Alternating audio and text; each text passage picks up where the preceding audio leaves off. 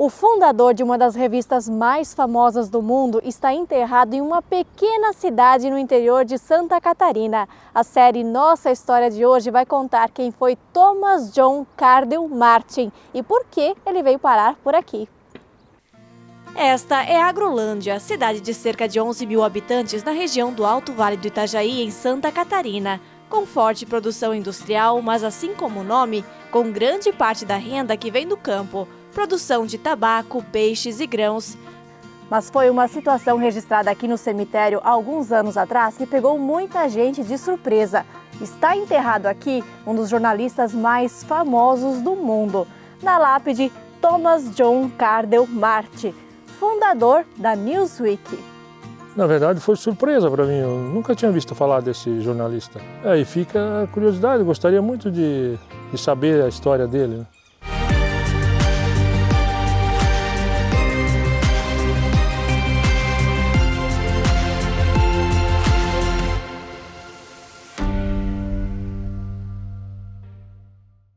O pastor e jornalista Edson Bruno, natural de Agrolândia, é uma das pessoas que se aprofundou nesta história.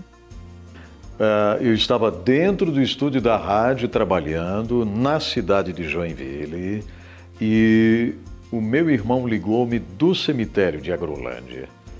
E a pergunta que ele fez foi: o que significa The Founder of Newsweek? Mas o que é Newsweek? Newsweek é uma das maiores revistas do planeta. Newsweek.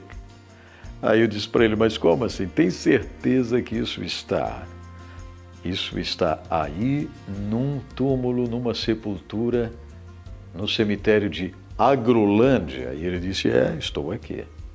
Aquilo despertou-me uma curiosidade muito grande. Eu tive que parar tudo que estava fazendo, começar a minha pesquisa e o que aconteceu? Essa era a realidade. I'm arriving in Agrolândia, a small city in Santa Catarina State. É do Edson o primeiro vídeo que retrata esta curiosidade, lá de 2009.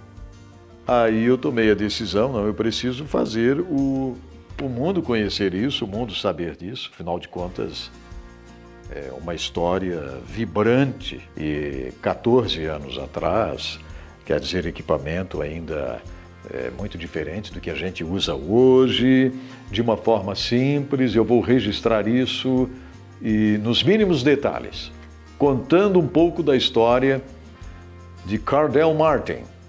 This cemetery is a very peaceful place. We have here actually water, living waters. It's very interesting. And here is the grave of Thomas John Cardell Martin. Nobody here on this city knew that Thomas John Cardell Martin has something so special behind him. Tive que fazer em inglês porque meu propósito era enviar para a CNN, já que a CNN está nos Estados Unidos, a sede, né?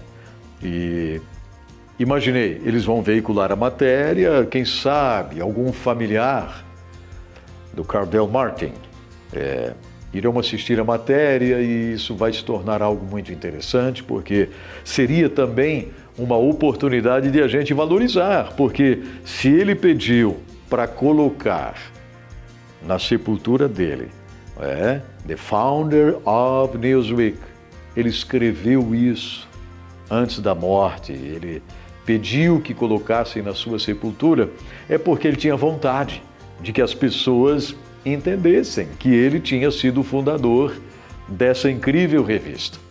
A história começa em Nova York em 1923, quando o jornalista natural da Inglaterra chega de mudança para assumir a edição internacional da revista Times.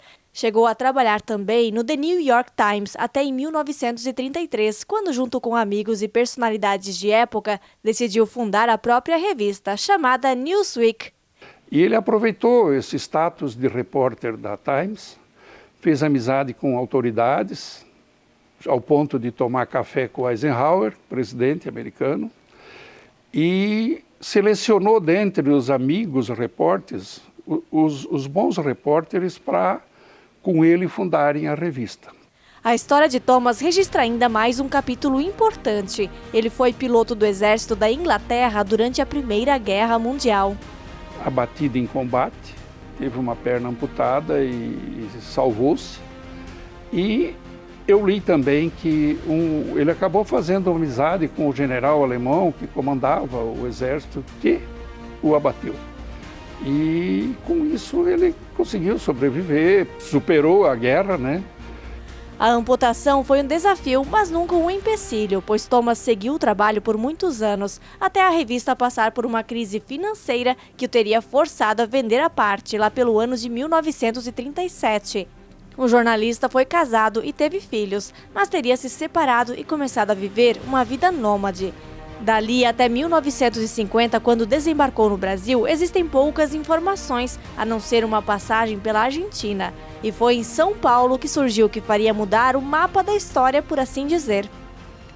Apaixonando-se por aquela mulher de Agrolândia, foi que ele veio visitar a Agrolândia, apaixonou-se também por Agrolândia e acabou vindo morar em Agrolândia. E muitos dizem que Cardell Martin veio para a América do Sul para prestar algum serviço para agências internacionais, envolvendo questões políticas, pesquisando sobre questão de comunismo que queria se instalar na América Latina. Mas para mim, falando bem sério, isso somente são teorias. Esta mulher era Mary Ingard Stanke, filha de imigrantes alemães. As fotos antigas mostram uma vida agitada, cercada de amigos, em festas e eventos sociais durante a década de 60.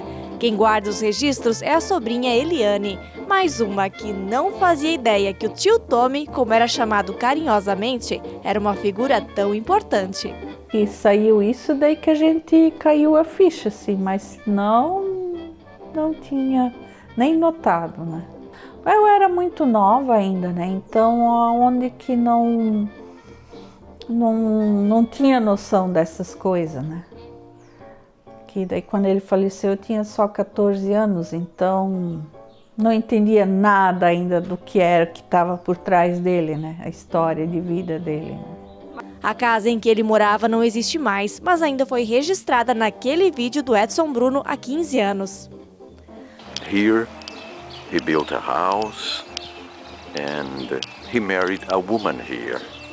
Aí que eu fui entender por que a gente passava em frente a uma determinada casa em Agrolândia e as tábuas daquela casa eram colocadas de um modo diferente. Não eram na vertical, aquelas tábuas eram na horizontal. Aquilo sempre chamava a minha atenção. Ele fez a casa no estilo americano, no estilo europeu, enfim. De noite, então, ele assistia sempre o jornal. O jornal era sagrado para ele, tinha que ficar em silêncio para ele saber o que estava acontecendo fora do mundo, sabe? Principalmente eu lembro de política, que às vezes ele ficava bravo, né? A história conta que o casal veio morar em Agrolândia em 1971, quando Mari descobriu que estava com câncer. Acabou falecendo apenas 2 anos depois. Eliane conta que depois disso, os pais dela se mudaram para casa para ajudar a cuidar de Tommy.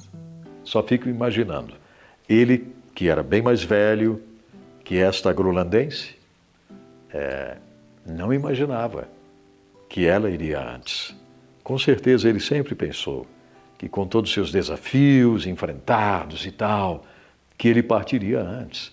Mas ele ficou sozinho em Agrolândia, sem ela. Com a perna mecânica dele, né, sempre era difícil, né? Daí então tinha um banheiro amplo, tinha um banco e tudo para cuidar bem dele, né? A mãe cuidava bem dele. Que daí a mãe fazia tudo para ele, fazia as comidas dele, que ele gostava, vamos dizer, umas comidas mais americanas, umas coisas assim. Aí lá atrás no rio, que era um pouco longe, daí ele fez um deck para ele de tijolo maciço. Aí ele ia lá muitas vezes, daí nós tínhamos que levar a cadeira para ele lá. E ele ficava sentado horas e horas lá, porque lá o rio de Agrolândia era lindo ainda, né? Puro.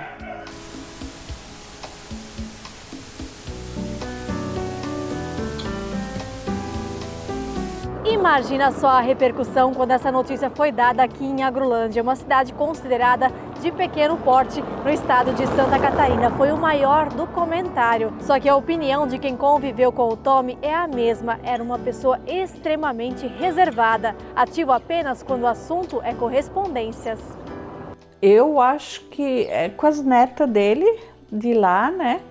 E daí então com o jornal dele lá, né?